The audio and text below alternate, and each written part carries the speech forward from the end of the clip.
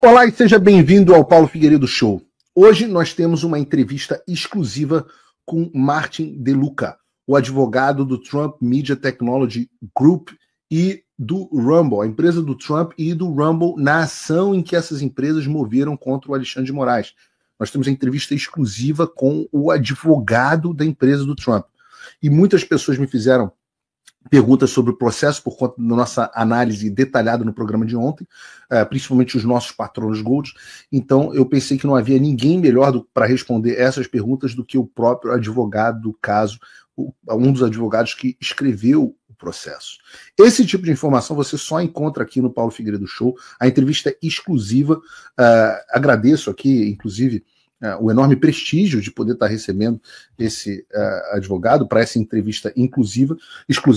Então eu peço a você que hoje, mais do que nunca, se inscreva no canal. Eu preciso que você também ative o sininho. E acima de tudo, se você está assistindo pelo X, aperta o botão do repost. Se você está assistindo pelo YouTube, aperta o like. Mas acima de tudo, hoje é dia de compartilhar o programa com os seus amigos, mas principalmente com os inimigos, porque esse é o Paulo Figueiredo Show. Figueiredo.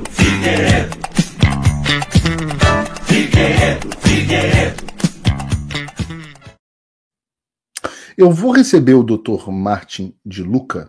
Eu realmente fico muito lisonjeado por ele ter aceitado o convite para participar aqui do Paulo Figueiredo Show.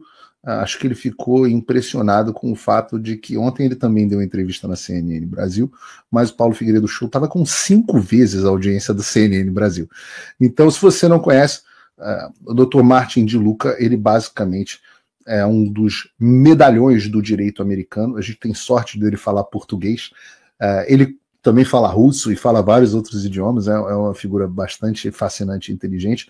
Ele construiu uma reputação muito grande, justamente como promotor especial no Distrito Sul de Nova York, o Southern District de Nova York.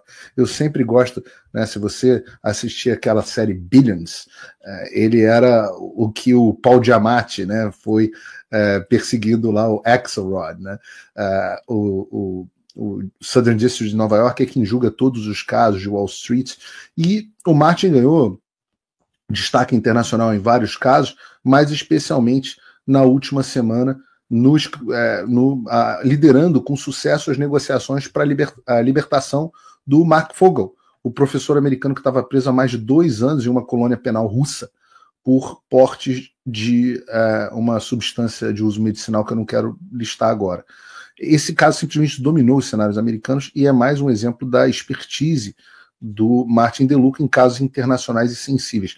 Ele foi elogiado pela Chambers and Partners como um advogado de excelência e sofisticado.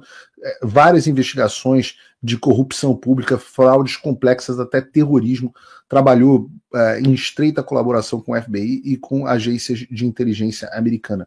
Hoje ele é um dos advogados sênior do Boyce & Schiller, que é um dos grandes escritórios de advocacia aqui. Aí eu vou trocar de série, vou trocar de Billions para Suits, né? Então, sem mais delongas, eu quero dar as boas-vindas ao Dr. Martin De Luca. Acompanhe agora a entrevista. Dr. Martin De Luca, muito obrigado por aceitar participar do Paulo Figueiredo Show. Seja muito bem-vindo. Obrigado por me receber. Dr. Martin, eu queria que o senhor explicasse, por favor, em linhas gerais, do que se trata essa ação. Eu tenho certeza que tem muita gente na audiência que ainda não teve tempo suficiente para ler toda a peça processual de vocês. Então eu queria perguntar de maneira objetiva, quais são as leis e os tratados internacionais que o Alexandre de Moraes teria infringido?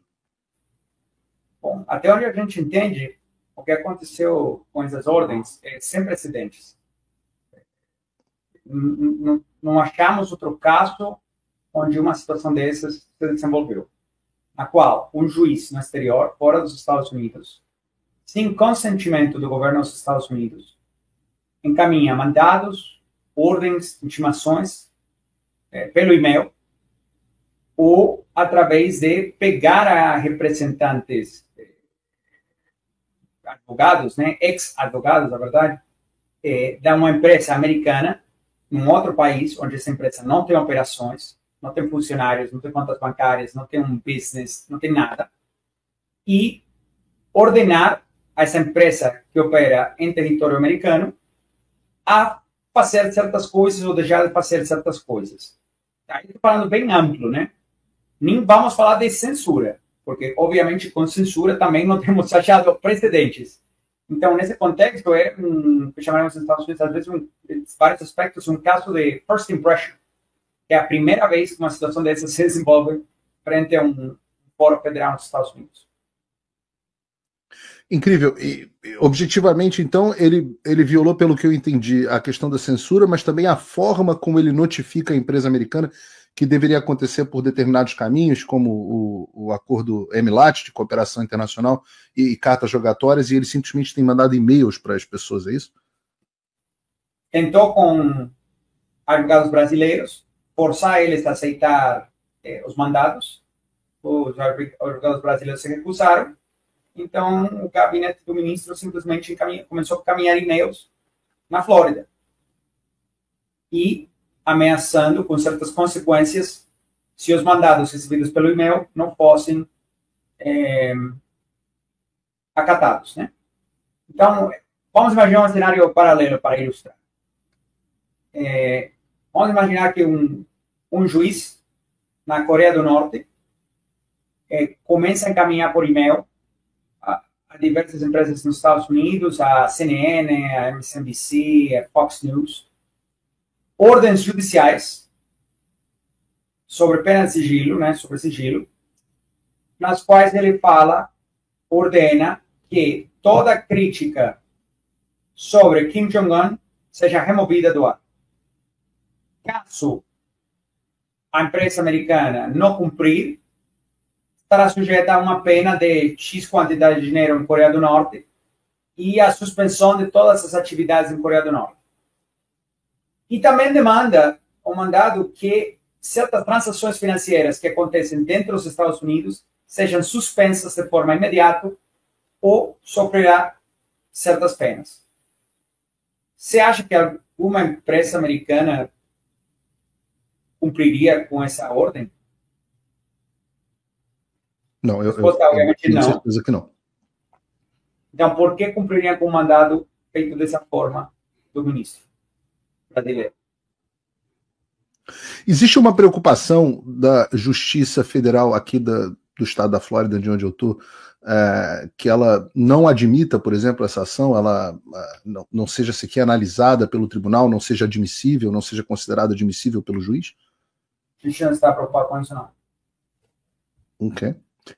Pela lei americana, é possível julgar um cidadão que não seja americano e que, por exemplo, não possa comparecer às audiências, como no caso do Alexandre de Moraes? Essa é uma pergunta do ponto de vista prático. Ele é notificado, ele é served, como é que funciona? E caso ele não se defenda e ignore a ação, como é normalmente o hábito dele, o que aconteceria?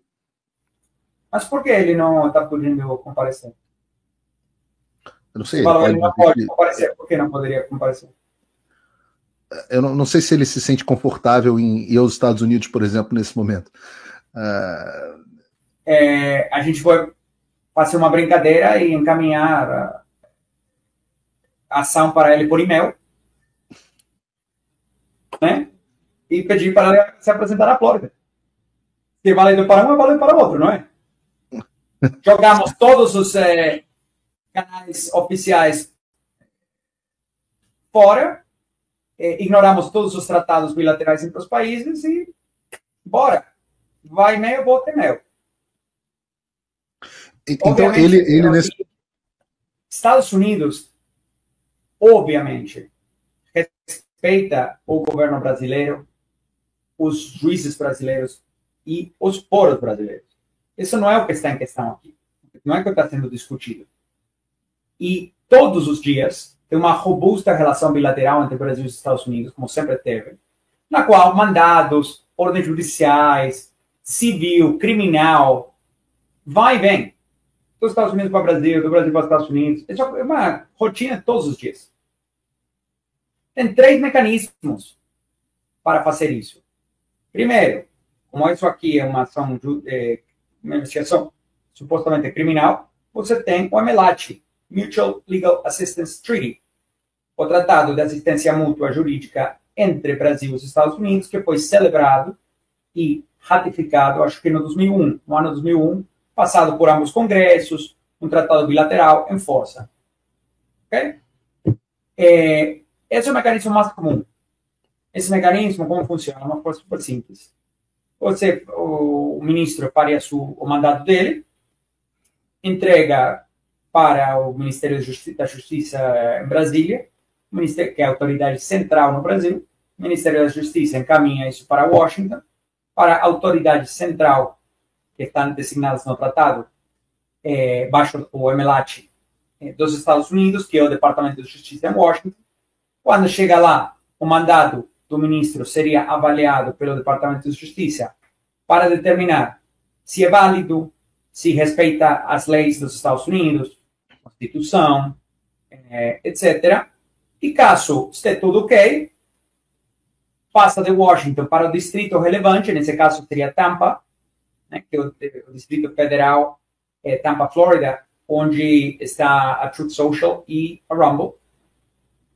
E a promotoria em Tampa, a promotoria federal, a procuradoria federal, entregaria o mandado para a Rumble. That's simple. E isso é totalmente válido. Ok? Segundo, cartas rogatórias. Você pode escrever para uma corte nos Estados Unidos, então o ministro poderia escrever para a Corte Federal em Tampa e pedir assistência judicial de um juiz, relatando todos os fatos, etc., para que o Fórum Federal em Tampa autorize, né, um service. Apresentar, não sei a palavra em português, quando falamos de service, intimação. Para intimar a Rumble na Flórida. E o terceiro é a Convenção da Haia, que é mais um sistema. Então, a verdade, Estados Unidos e Brasil têm uma relação bilateral tão boa e tão robusta, historicamente, que tem amplos mecanismos válidos. Por que ela não utilizou os mecanismos válidos? Essa é uma questão de especulação. Mas como está detalhado em nossa denúncia, nossa ação no Fórum Federal, é uma conclusão razoável, não estou falando, eu não posso falar pelo ministro, que está na cabeça do ministro. O gabinete dele, ou ele deveria expressar isso. Mas uma conclusão razoável poderia ser porque não achavam que a autoridade central em Washington, o Departamento de Justiça, ou um juiz federal nos Estados Unidos ia fazer cumprir esse mandado. E por que achamos isso? Ou que pode ser uma conclusão razoável. Não estou falando que é a verdade. Eu não sei qual é a verdade, mas é uma conclusão razoável. Pela seguinte razão. Como o alvo desse mandato é uma pessoa que já foi investigada, já foi denunciada e já foi solicitada a extradição dessa pessoa dos Estados Unidos, e o governo americano recusou a extradição justamente porque a denúncia brasileira não encaixa e não cabe como crime nos Estados Unidos.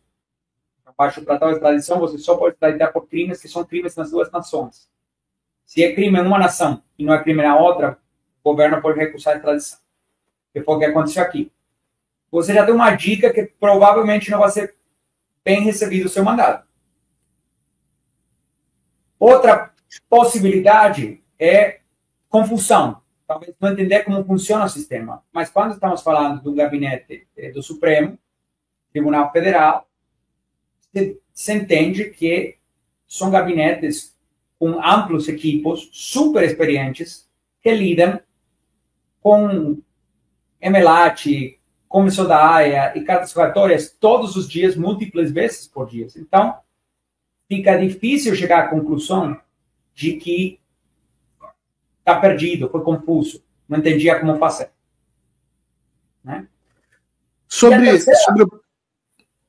A terceira opção, ou conclusão razoável, seria que, entendendo que não ia funcionar por outros caminhos, tentaram fazer dessa forma para evadir os controles estabelecidos entre os Estados Unidos e o Brasil para que os Estados Unidos possa exercer a sua soberania, que é determinar se qualquer ordem de um juiz estrangeiro está entrando nos Estados Unidos, se cumpre com as leis americanas ou não cumpre. Assim como o mesmo deveria acontecer quando uma ordem judicial americana vai para o Brasil.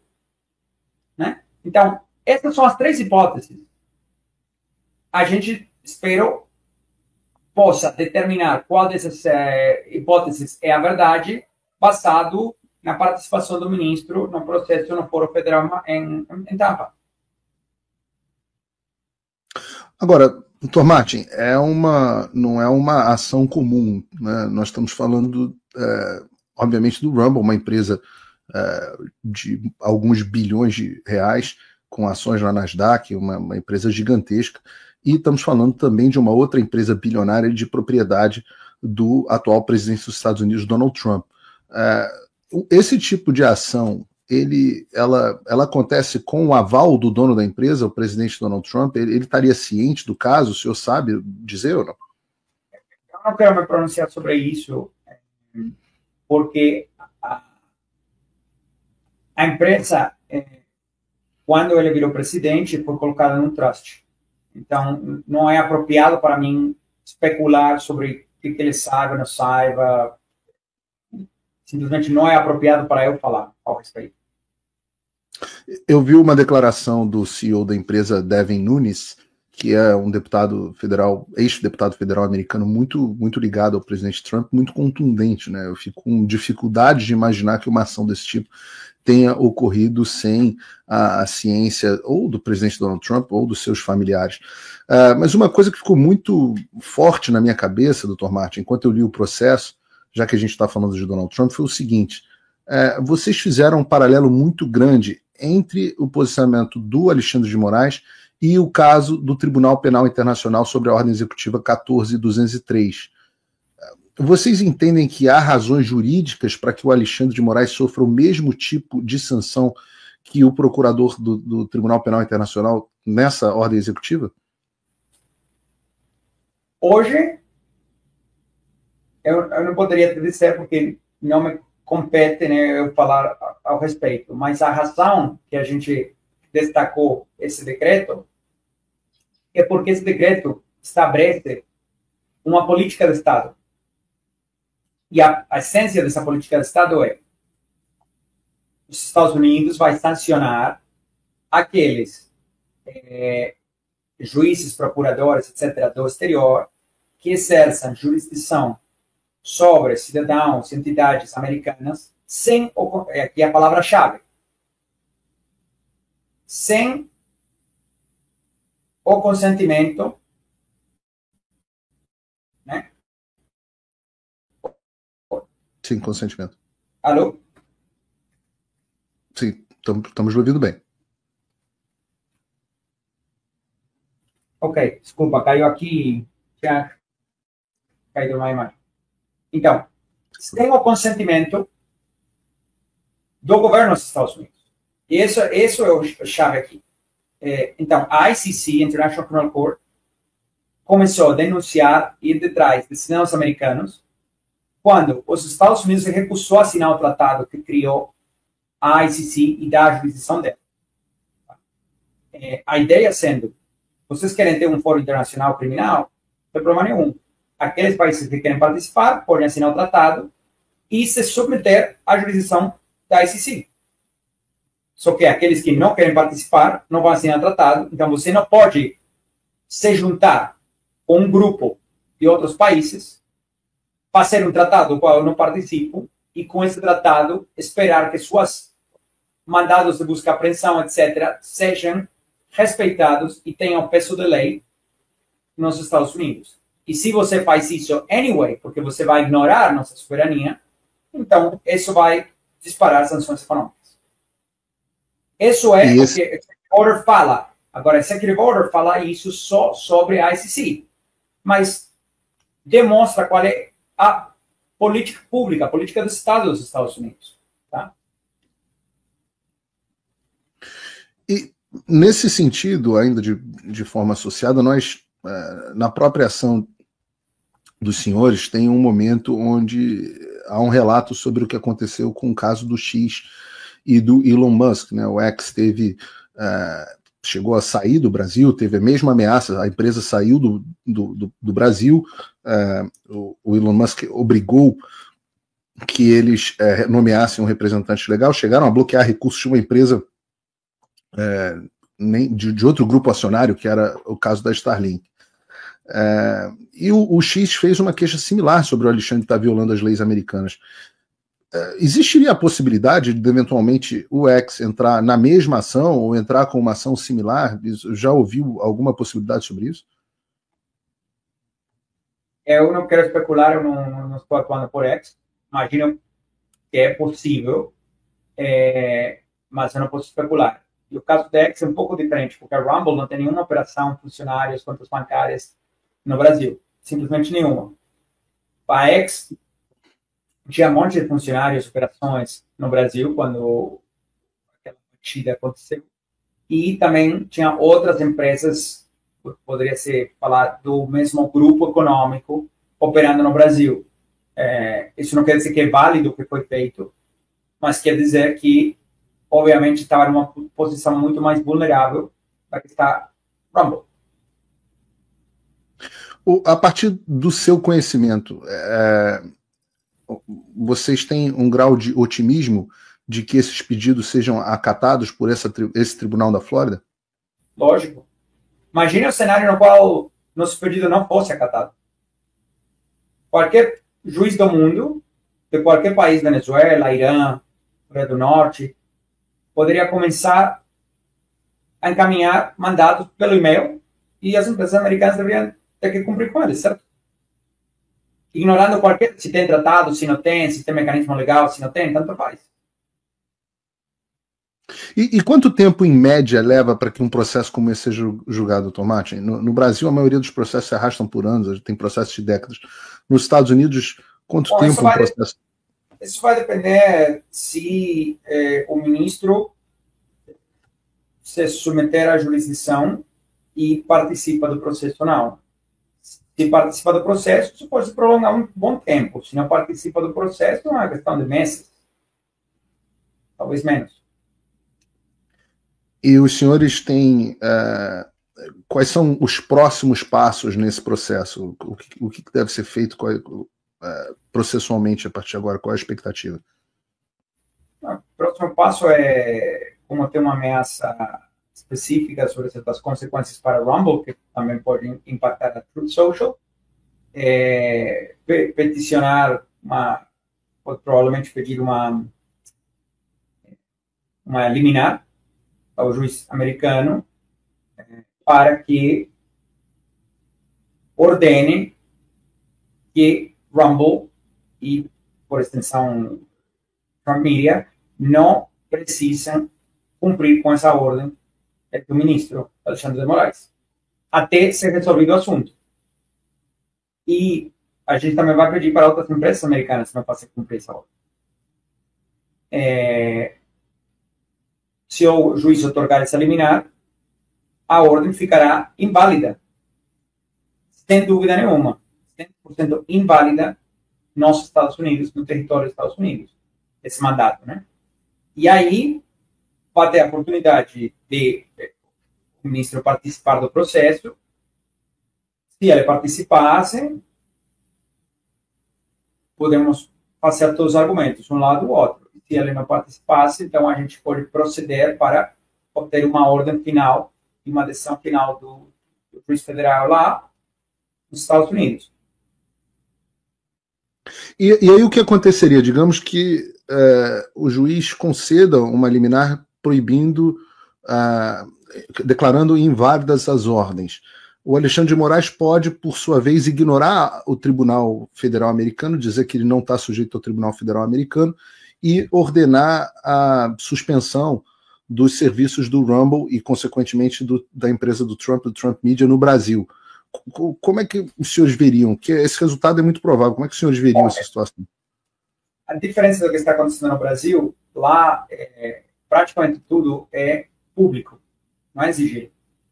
Então, nosso litígio, a decisão judicial, etc., será totalmente pública. e transparente, com o qual uma das primeiro que obviamente Rumble e Truth Social não vai ter que cumprir com os mandados. Segundo, que talvez outras empresas americanas que tenham recebido o mesmo tipo de mandados sobre sigilo entendam, através da decisão do juiz federal dos Estados Unidos, que elas não devem cumprir com esses mandados, a menos que os mandados sejam encaminhados pelos canais acordados entre ambas nações. Não é uma loucura que estamos pedindo, né? Segue o processo super estabelecido. Pode ser. Mas haveria alguma consequência para o ministro Alexandre de Moraes caso ele, não reconhecendo a ordem do juiz federal, opte por desligar o Rumble e o Truth Social do Brasil? O que aconteceria? Haveria um impasse de jurisdição, né? O juiz americano diz que a ordem do juiz brasileiro é inválida. Se isso foi feito, aí teria um impasse de jurisdição. Uma das ações que poderia acontecer é danos monetários, né? E outras medidas que não quero me adiantar, não quero especular sobre o que poderia acontecer. Mas, obviamente, é uma situação sem precedentes. Não tem acontecido porque não é uma conduta normal. Não temos juízes estrangeiros, geralmente, encaminhando mandados sobre sigilo com ameaças e penas extremas em prazos minúsculos regularmente. Isso não é uma coisa que acontece nos Estados Unidos.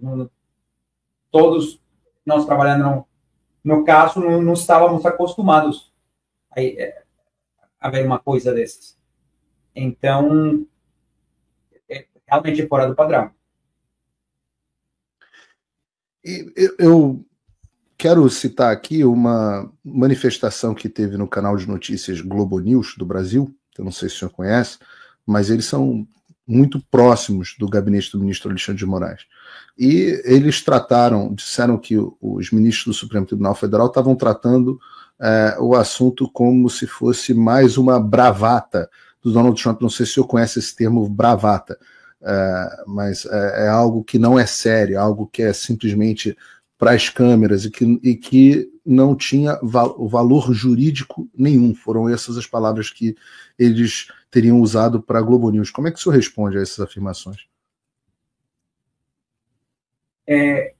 Se puder me encaminhar a matéria, eu agradeço, para incorporar isso nas próximas filings, né, nas próximas petições que faremos no Fórum Federal. Que vários ministros do Supremo de um país consideram que uma ação judicial nos Estados Unidos, no contexto que eu acabei de explicar e descrever, não tem valor jurídico nenhum. Eu acho que vai ser super interessante entender o que pensam os juízes nos Estados Unidos sobre... Esquece de Donald Trump. O que pensam os juízes americanos sobre esse tipo de raciocínio e conclusão? Realmente, e eu queria perguntar nessa direção sobre a repercussão que o caso teve nos Estados Unidos, porque no Brasil teve uma repercussão muito grande, mas nos Estados Unidos eu vi que o caso foi notícia no Wall Street Journal, The New York Times, Associated Press, enfim, todos os grandes veículos, bastante discutido. Eu estava vendo ontem também que estava no Trending Topics mundial do próprio X.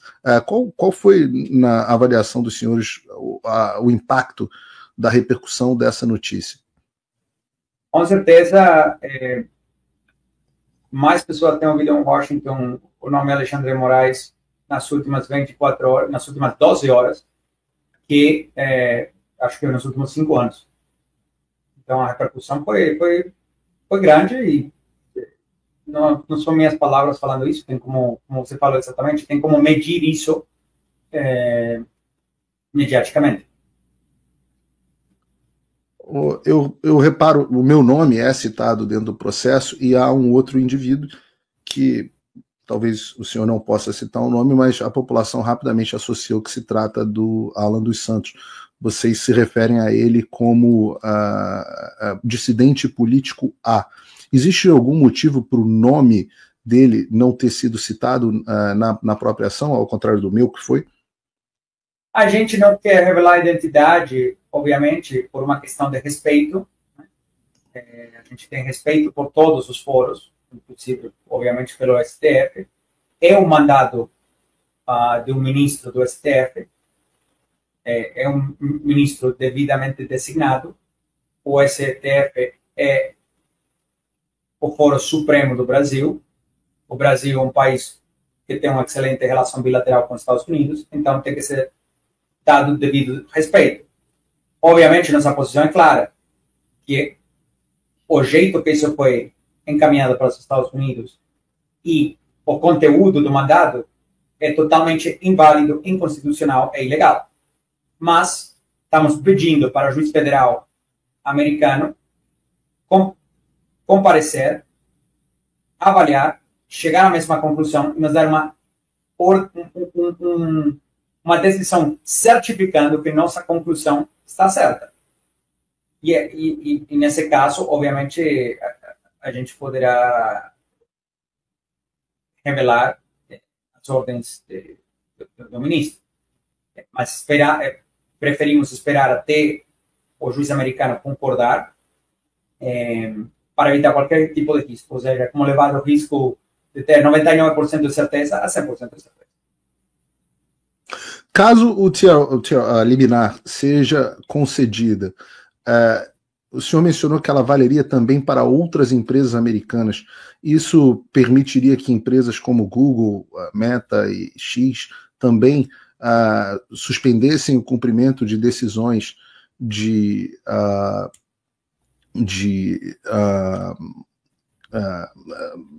ordens de censura que tenham sido feitas da mesma forma? Eu não quero me adiantar, primeiro porque não apresentamos a liminar. Segundo, porque é uma questão complicada que parcialmente vai depender da posição que adotem outras empresas.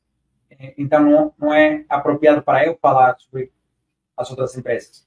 O que sim estamos considerando pedir é que nenhuma outra empresa nos Estados Unidos deveria cumprir com esse mandado específico ou qualquer outro mandado que seja entregado para empresas americanas, né? O propósito do qual seja fazer cumprir o mandado original que é ilegal ou inválido. Então, por exemplo, prevenir que outras empresas americanas participem ou colaborem com a justiça brasileira para executar certas questões que são ameaçadas, né, na decisão, no mandado, que não quero entrar em detalhes, prevenir que qualquer outra empresa possa apoiar ou assistir ao ministro em fazer cumprir esse mandato. Então, a gente vai pedir isso está avaliando pedir isso para o juiz federal. Caso o juiz federal considere a ordem como procedente, ou seja, o pedido de vocês como procedente, ou seja, as ordens do Alexandre como ilegais, caberia às vítimas dessa ordem ilegal pedirem algum tipo de reparação financeira também em tribunais americanos? É possível isso? É possível, ainda não temos dado esse passo. Muito interessante. Bom, é óbvio que eu estou vendo que os senhores estão extremamente otimistas com o resultado dessa ação, mas supondo que a corte julgue os pedidos como improcedentes, existem recursos? Como é que funciona isso nos Estados Unidos, no sistema americano? Existe apelação? Existe recurso? Como é que funcionaria? Eu sei que em alguns casos o juiz é democrata, o sistema judicial americano também não é perfeito, né? Como é que funciona isso? Tem segunda instância e a gente pode apelar à segunda instância caso for necessário. Nesse sentido similar ao Brasil. Tá muito bom. Doutor Martin, eu agradeço o tempo aqui dispensado ao Paulo Figueiredo Show. Eu acho que em nome de todos os brasileiros que têm amor pela liberdade de expressão, nós agradecemos aí a Truth Social e ao Rumble pelo empenho, e também a vocês do Boy Schiller, o empenho na defesa da liberdade de expressão como um valor universal de união dos nossos povos brasileiros e americanos. Obrigado por ter me recebido aqui no seu show. Um prazer. Doutor Martin, fora do protocolo, mais uma pergunta, não posso não me matar de curiosidade. Eu vi que o senhor estava envolvido também em trazer o Fogel da Rússia na semana passada, eu vi o senhor na CNN. Como é que foi esse caso? Só estourando aqui o nosso tempo, explica aí para o povo brasileiro, porque esse foi um caso muito impressionante, repercutiu muito aqui nos Estados Unidos. Eu vi que até o presidente Trump recebeu o Fogel da Rússia. Sim. Bom, Mark Fogel é um maestro americano que está preso nos Estados Unidos faz 3 anos, 3 anos e meio. A gente conseguiu que ele fosse liberado de uma forma única, porque sempre é uma troca de prisioneiros. Dessa vez, o Fogel foi liberado sozinho, e só no dia seguinte teve a liberação de um russo dos Estados Unidos, pelo qual indica que foram os primeiros passos para reconstruir confiança entre as duas nações, porque a Rússia tinha que confiar que depois de soltar a Mark, umas 24 horas depois, os Estados Unidos cumpriria com a palavra e soltaria o russo. Isso levou uma terça. Na quarta foi a primeira ligação oficial entre o presidente Trump e o presidente Putin, que abriu as negociações sobre concluir a guerra da Ucrânia.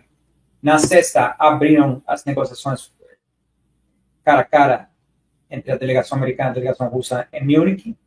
E na terça, continuaram a toda velocidade na Arábia Saudita. Na segunda, a Rússia liberou outro cidadão americano unilateral e incondicionalmente, algo que não tem precedentes na história das relações Rússia e Estados Unidos. E os resultados falam por si só. Você está vendo a mudança do cenário geopolítico e a mudança que está parando a guerra, com uma velocidade muito maior do que foi antecipada, o qual significa menos dinheiro jogado fora, menos mortes dos dois lados, né? Para todas as partes. E a intenção do presidente Trump é concluir com a guerra da Ucrânia antes de começar o verão americano, que é em julho. É a esperança. Absolutamente incrível, doutor Martin. Eu sei que o senhor tem um voo para pegar. Muito obrigado mais uma vez aqui por ter aceito o convite. Obrigado por me receber. Absolutamente fantástica a entrevista. Eu acho que isso foi um tremendo de um cala-boca, justamente no pessoal da Globo News, que vai acabar parando nessa ação aí do Trump contra o Alexandre de Moraes. Essa coisa de ficar, não, isso é uma piada. Acabou a brincadeira. Chegou o momento de acabar a brincadeira. Chegou o momento dos adultos voltarem ao controle. A gente está vendo que se trata de uma ação muito séria, a gente está vendo que se trata de um advogado muito competente, com um histórico absolutamente incrível, ex-promotor de Nova York, como eu disse aqui na abertura do programa, uma pessoa de um escritório de primeiríssima linha e que a gente terminou aqui, essa última pergunta que eu fiz foi por curiosidade pessoal minha, porque esse caso do Mark Fogel, que foi um americano que estava preso na Rússia há mais de 2 anos porque tinha sido pego com uma substância de uso medicinal que eu não quero dizer aqui, ficou um tempão preso e foi esse sujeito que conseguiu a liberação do Mark Fogel. Estava em todos os jornais aqui nos Estados Unidos, e acho que deve ter saído na imprensa brasileira também na semana passada, ao ponto de que o Trump recebeu o Mark Fogel quando ele pousou nos Estados Unidos direto na Casa Branca. Absolutamente fascinante.